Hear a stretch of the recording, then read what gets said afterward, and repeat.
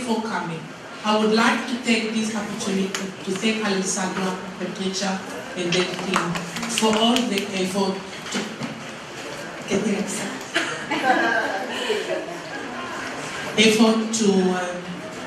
to put this exhibition together and for hanging so beautifully.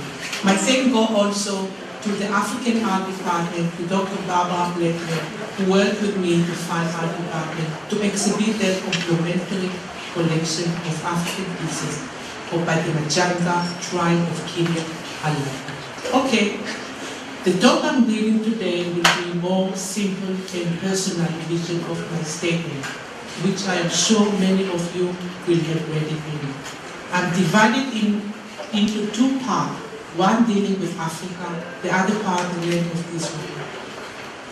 The video that you are seeing in the gallery tonight show primarily the African part, but I have brought a couple of books that cover the Israeli part. Incidentally, all the masks used at the beginning of the African video came from our collection of African masks.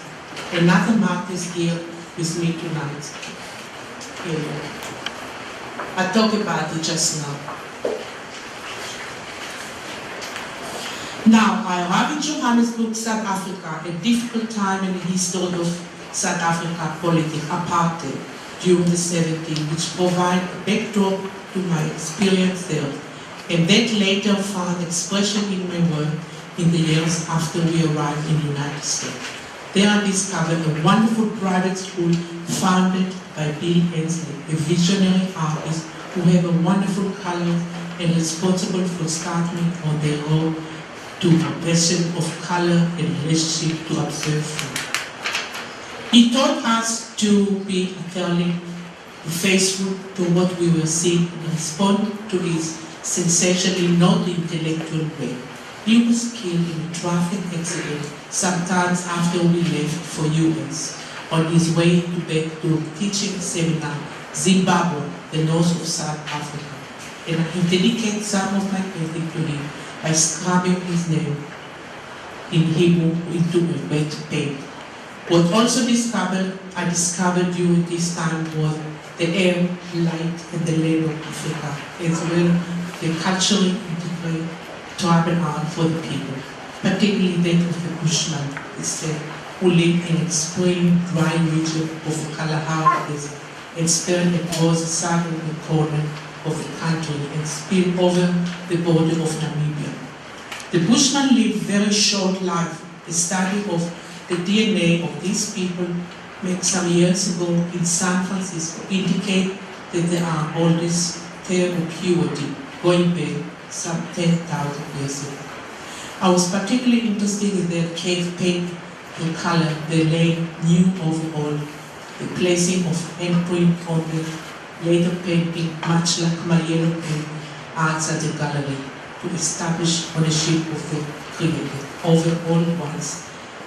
And they had been painted early, which created a sense of time or aging, all which contributed to the layer quality of many of my pieces. That is a sense of work being repeating over time in additive or erosive process. For color pigment, blood was used for talking about the Bushman people, for red, which darkness with age, and mixed with egg, urine, fragment, and fat for ostrich and seal found along the coast of Namibia. Cave painting is the lost art today. The last art that died some time ago, but the cave painting is slowly destroyed by the weather to me and ended up wrapping themselves up against the rock face. Incidentally, that also fascinated me was the way the Bushman people respond to their desert environment. For example, the jewelry made from ostrich egg beaten by the teeth into circular fragments that they were pierced, treated together with the animal guts to form necklace. And an example, I'm wearing one of them. That's a Bushman. Another example of the way the water stored in empty ostrich egg shell buried in the sand. Due to the second side of this cages for itself. Yeah, if they feel the cage them there, it's very good. Our collection of African masks is also a great source of inspiration to me. There of images, shape, color, texture, like Picasso and Modigliani and other artists. I don't look any further with them. I will point out some aspects as I go around the painting later. Now, the second part of my talk, which takes us to another part of the world that is dear to my heart, some part of Israel. In the late 40s and early 50s, a group of anthropologists led by Professor Yigal Yadin explored the series of caves near Masada, where the Dead Sea Scrolls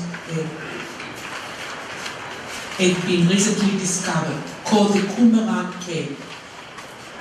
Masada is a very important city to the Jewish history, where besieged population of the village at the top steep cliff committed suicide, ready to submit themselves to the bomb.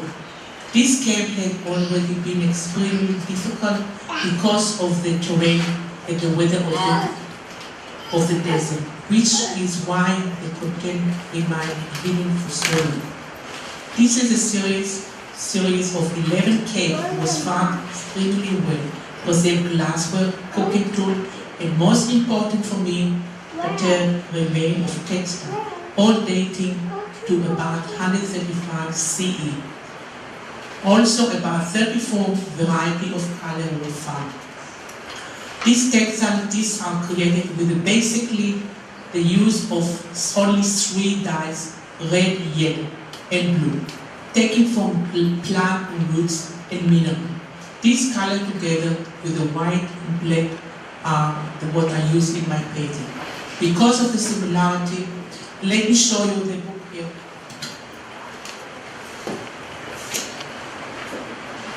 This is what they found in the cave. The cave so well. You can see the cave for 2,000 years. Because of the similarity of these remains of the material used on African mask and Bushman cave painting, I had found link between my Israeli background with all the childhood memory and include the strict talit and robes worn by the member of the religious sect and my African experience and the way to express the connection in the textile hanging, color and material I use. This is of course motivated by whatever I need, particularly painting expressed with something else I would like to encourage on you when I take you around my work. And if anyone have any question, I will answer them, and thank you.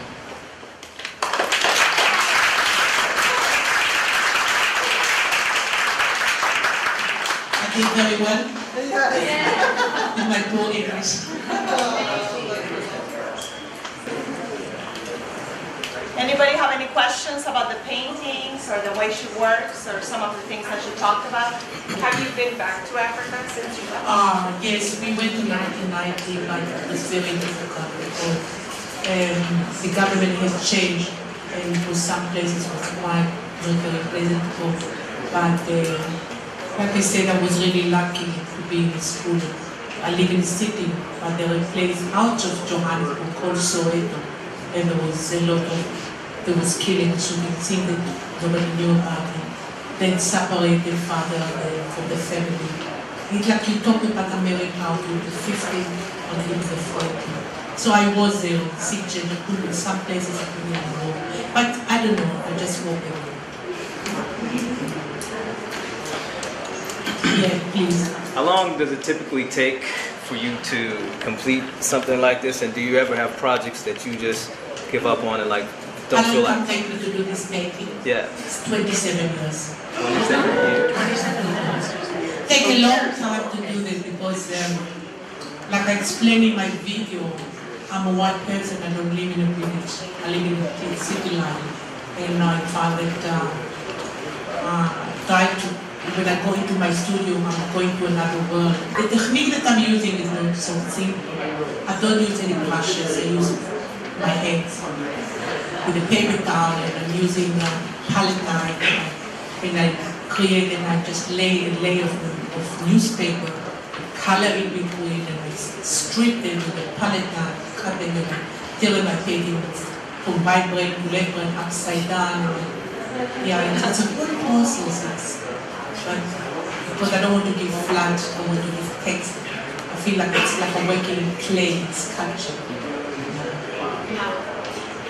That's excellent. Any God else? Some of, I Yeah, know sure. some of your paintings have lights on them. Can you explain what the light is? Oh yes, yeah. She want to know what I'm writing. I'm talking to my parents. For example, there is one painting in the corner, I think it's number 56, really during the Iraq War. Like when I saw on the television all the children in Israel, they have to wear masks because with Saddam or so I find myself when I paint, I find like I'm wearing them in my because I'm using cheesecloth, so I'm just cover my head and wearing. So I'm talking to the painting in my language.